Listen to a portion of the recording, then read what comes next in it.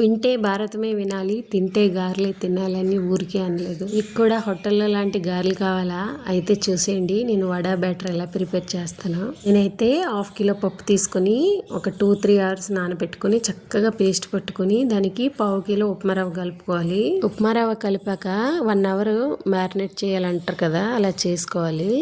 దాని తర్వాత నేనైతే 1/2 కేజీకి 1 కప్పు శనగపిండి తీసుకుంటున్నాను. శనగపిండి అనేది కంపల్సరీ.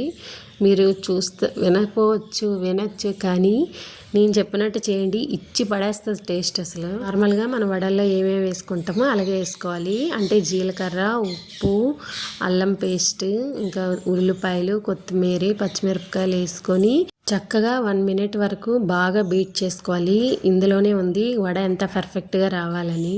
అలా మీరు చక్కగా బీట్ చేసుకొని వేస్తే వడ అనేది క్రిస్పీగా, గుల్లగా, ఆయిల్ పీల్చకుండా టేస్టీగా వస్తుంది.